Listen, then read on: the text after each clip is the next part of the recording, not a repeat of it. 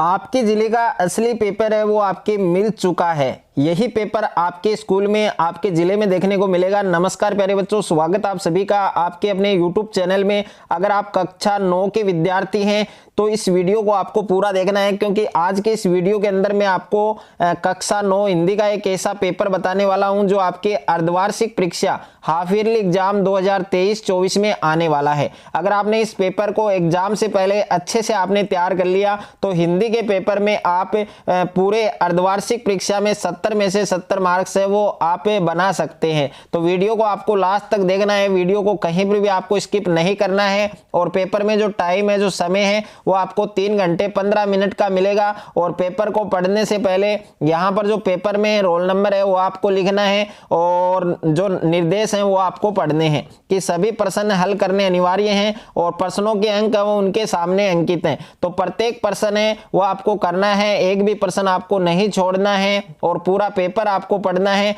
और वीडियो को लास्ट तक देखना है। कि सबसे पहले आपको प्रश्न संख्या 1 दिया गया है कि निम्नलिखित गद्यांश को पढ़कर दिए गए प्रश्नों के उत्तर दीजिए। तो देखिए, पहले आपको ये गद्यांश पढ़ना है और अगर आपने गद्यांश को अच्छे से पढ़ लिया तो इसमें जितने भी क्वेश्चन आपको पूछे गए हैं प्रत्येक क्वेश्चन का जो उत्तर है वो आप आराम से दे सकते हैं। तो इसमें पहला प्रश्न है कि रविंद्रनाथ को पड़ोसी का व्यवहार क्यों अखरा। और दूसरा प्रश्न है कि पड़ोसी के व्यवहार से टैगोर का व्यवहार किस प्रकार प्रभावित हो रहा था। और तीसरा प्रश्न है कि सूर्य की किरणों में सागर है वो किस प्रकार चमक रहा था। और नेक्स्ट है कि पड़ोसी ने अपने व्यवहार की भूल है वो किस प्रकार सुधारी। और नेक्स्ट है कि टैगोर को अपनी गलती का एहसास कब हुआ। और नेक्स्ट है कि गद्यांश से आपको क्या शिक्षा मिलती है। तो इसमें प्रत्येक क्वेश्चन का आंसर आपको देना है। और उसके बाद में दूसरा क्वेश्चन है कि निम्नलिखित अपठित काव्यांश को पढ़कर दिए गए प्रश्नों के उत्तर दीजिए। तो प्यारे बच्चों, ये आपको काव्यांश दिया गया है और इस काव्यांश में जितने भी क्वेश्चंस आपको पूछे गए हैं प्रत्येक क्वेश्चन का आंसर आपको देना है। तो यहाँ पर आप देख सकते हैं, इसमें पहला प्रश्न पूछा गया है कि प्रथम पंक्ति में किस ऋतु का वर्णन है। और दूसरा प्रश्न है कि वर्षा ऋतु में प्रकृति का रूप है वो कैसा लग रहा है।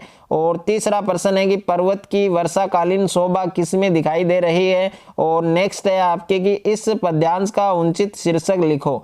अथवा में प्रश्न दिया गया है आपको, ये भी आप देख सकते हैं। उसके बाद में तीसरा क्वेश्चन है आपके कि निम्नलिखित विषयों में से किसी एक विषय पर आपको 200 शब्दों में निबंध लिखना है, जिसमें पहला निबंध है योग की उपयोगिता। अगर आपको ये निबंध लिखना है तो इसमें जितने भी पॉइंट दिए गए हैं, प्रस्तावना है, योग का महत्व है, योग से तात्पर्य, वर्तमान में योग की स्थिति और उपसंहार, तो ये सारे पॉइंट आपको फॉलो करने होंगे। और अगर आपको दूसरा लिखना है जल संरक्षण हमारा दायित्व है, तो इसमें जितने भी संकेत बिंदु है इन बिंदुओं के आधार पर ही आपको ये निबंध बनाना है, लिखना है।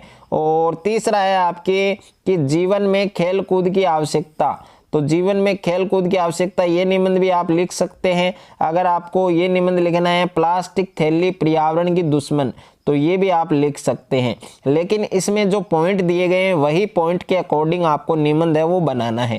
क्वेश्चन नंबर 4 है कि समय को राजकीय उच्च माध्यमिक विद्यालय बाड़मेर का छात्र मानकर प्रधानाचार्य को एक प्रार्थना पत्र लिखिए, जिसमें अपने विद्यालय में पेयजल व्यवस्था की ओर उसका ध्यान है वो आकर्षित किया गया हो। और अथवा में प्रश्न है कि यात्री और बस सवार के बीच हुए संवाद है उसको लिखिए। और क्वेश्चन नंबर 5 है कि उपसर्ग और प्रत्यय में अंतर स्पष्ट कीजिए।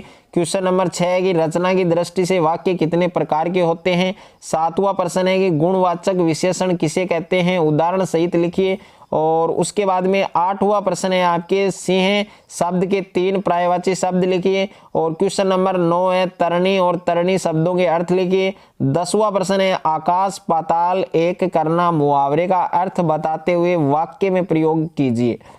और क्वेश्चन नंबर 11 है कि निम्नलिखित पद्यांश को पढ़कर दिए गए प्रश्नों के उत्तर दीजिए। तो ये पद्यांश दिया गया है, इस पद्यांश को पढ़कर जो प्रश्न आपको दिए गए हैं, जो प्रश्न आपको पूछे गए हैं, इनमें सभी प्रश्नों के उत्तर आपको लिखने हैं। तो इसमें 2 क्वेश्चन पूछे गए हैं प्यारे बच्चों, दोनों क्वेश्चन के आंसर आपको लिखने हैं। अगर आपको ये अथवा वाला करना है तो ये भी आप कर सकते हैं। और उसके बाद में देखिए क्वेश्चन नंबर 12 है कि निम्नलिखित प्रश्नों में से किन्हीं 3 प्रश्नों के उत्तर दीजिए। तो इसमें 3 प्रश्नों के उत्तर देने हैं। पहला है कि सुविधा और मनोरंजन के उपकरणों से बच्चे वंचित क्यों हैं। और दूसरा प्रश्न है आपके कि चंद्रग्रहण से लौटते समय कवि कहाँ और क्यों रुक जाता है। तीसरा प्रश्न है कि गांव की तुलना कवि ने मरकत मणि के डिब्बे से क्यों की है। और चौथा प्रश्न है कि कवि और कोयल की स्थिति में क्या विषमता है। उसके बाद में क्वेश्चन नंबर 13 है कि निम्नलिखित गद्यांश को पढ़कर दिए गए प्रश्नों के उत्तर दीजिए। तो फिर से गद्यांश आ रहा है, गद्यांश को पढ़ना है और इस गद्यांश में प्यारे बच्चों 3 प्रश्न दिए गए हैं, तीनों प्रश्नों के आपको उत्तर लिखने हैं। अगर आपको ये नहीं आ रहा है तो अथवा वाला कर सकते हैं। और उसके बाद में क्वेश्चन नंबर 14 है आपकी कि निम्नलिखित प्रश्नों में से किन्हीं 3 के उत्तर दीजिए। तो इसमें देखिए आप 4 क्वेश्चन आपको दिए गए हैं, आपको केवल 3 क्वेश्चनों के आंसर ही लिखने हैं। तो सारे प्रश्न आप देख सकते हैं। क्वेश्चन नंबर 15 है आपकी रीढ़ की हड्डी एकांकी के आधार पर रामस्वरूप और गोपाल दास की चारित्रिक विशेषताएं लिखिए। और अगर आपको ये नहीं आता है तो अथवा वाला क्वेश्चन कर सकते हैं। क्वेश्चन नंबर 16 है कि निम्नलिखित प्रश्नों में से किन्हीं 4 प्रश्नों के उत्तर दीजिए। तो इसमें देख सकते हैं आपको केवल 4 क्वेश्चनों के आंसर ही देने हैं।